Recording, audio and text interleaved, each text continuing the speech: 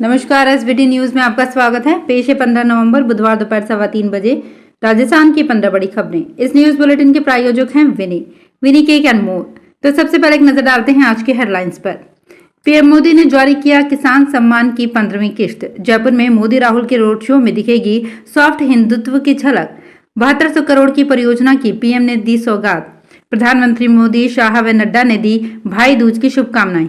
आज नहीं किया सरेंडर तो 9 बागी नेताओं को कांग्रेस दिखाएगी बाहर का रास्ता। और अब खबरें विस्तार से। प्रधानमंत्री नरेंद्र मोदी ने आज यानी 15 नवंबर 2023 को पीएम किसान सम्मान निधि योजना की 15वीं किश्त जारी की। पीएम ने झारखंड से देश भर के 8 करोड़ से अधिक किसानों के खाते में 2-2 हजार रुपए की किश्त ट्रांसफर की। इससे पहले जुलाई में किसान सम्मान निधि की 14वीं किश्त जारी की गई थी। इसमें भी करीब 18,000 करोड़ रुपए किसानों को ट्रांसफर किए गए थे। इस योजना के तहत सरकार हर साल किसानों के अकाउंट में 2-2 हजार रुपए की 3 किश्तों में 6,000 रुपए ट्रांसफर करती है।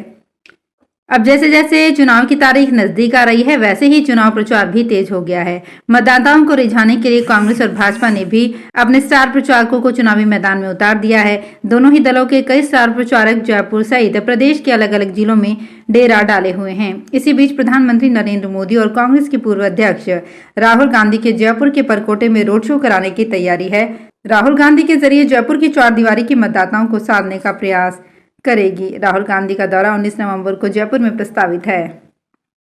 प्रधानमंत्री नरेंद्र मोदी बिरसा मुंडा की जयंती पर झारखंड के खूंटी पहुंचे हैं। प्रधानमंत्री नरेंद्र मोदी आज यहां 7200 करोड़ रुपए की परियोजनाओं का उद्घाटन करेंगे। इस सभा से पहले वे भगवान बिरसा की जन्मभूमि उलिहातू पहुंचे थे। मोदी देश के पहले पीएम हैं जो भगवान बिरसा की जन्मभूमि पहुंचे। प्रधानमंत्री नरेंद्र मोदी ने भगवान बिरसा की माटी का तिलक लगाया। राज्यपाल सीपी राधाकृष्णन ने प्रधानमंत्री का स्वागत किया। उन्हें शॉल व भगवान बिरसा की प्रतिमा दी। मुख्यमंत्री हेमंत सोरेन ने कहा, मैं एक आदिवासी राज्य का नेतृत्व कर रहा हूं। हम विकास की कतार में खड़े, हम अंतिम व्यक्ति की बात करते हैं। उन्होंने पीएम का आभार जताया। प्रधानमंत्री नरेंद्र मोदी, केंद्रीय गृह मंत्री अमित शाह और भाजपा के राष्ट्रीय अध्यक्ष जेपी नड्डा ने भाई बहन के पवित्र रिश्तों के प्रतीक पर्व भाई दूज की शुभकामनाएं दी है।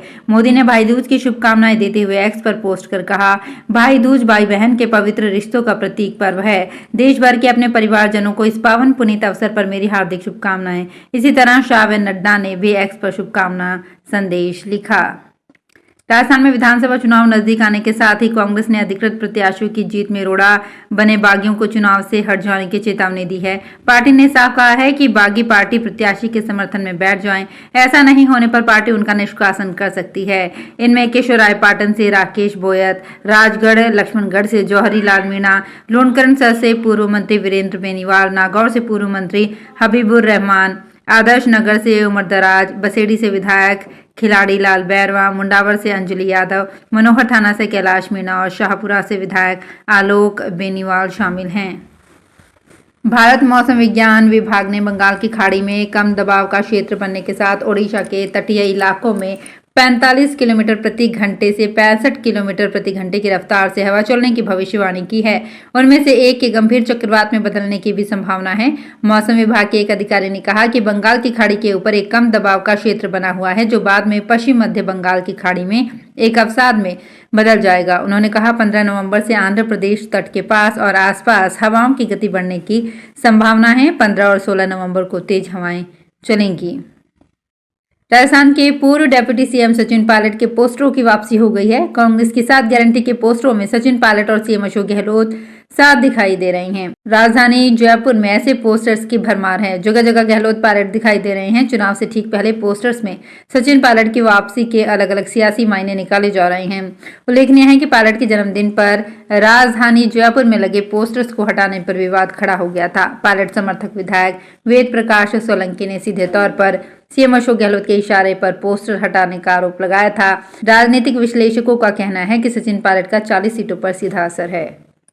राजस्थान रोडवेज में एक बार फिर से नई बसों की खरीद की सुगबुगाहट शुरू हो गई है। हालांकि ये तेजी आचार संहिता लगने के बाद क्यों लाई जा रही है, इस पर विभाग कुछ नहीं बोल रहा है, लेकिन टेंडर प्रक्रिया शुरू कर दी गई है। अगर टेंडर प्रक्रिया पूरी हो भी जाती है तो भी रोडवेज को बसों की खरीद के लिए चुनाव आयोग से अनुमति लेनी पड़ेगी।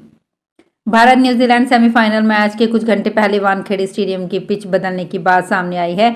मीडिया रिपोर्ट्स में दावा किया जा रहा है कि जिस पिच को सेमीफाइनल मैच के लिए पहले चुना गया था उसी जगह दूसरी पिच पर अब मैच होगा। मैच दोपहर 2 बजे से खेला जाना है। सेमीफाइनल मैच पहले वानखेड़े स्टेडियम की 7वें नंबर की पिच पर खेला जाना था। रिपोर्ट के मुताबिक अब ये 6ठे नंबर की पिच पर होगा। 7वें नंबर की पिच फ्रेश थी और इस पर फास्ट बॉलर्स को मदद मिलने की उम्मीद थी। वहीं 6ठे नंबर की पिच पर इस टूर्नामेंट के 2 मैच खेले जा चुके हैं, इसलिए ये स्पिनर्स के लिए मददगार हो सकती है। दिल्ली में एक बार फिर से अफसर बनाम सरकार की जंग तेज हो गई है। मुख्यमंत्री अरविंद केजरीवाल ने विजिलेंस मिनिस्टर आतिशी की रिपोर्ट एलजी वीके सक्सेना को भेजकर उन्हें तुरंत हटाने की मांग की है।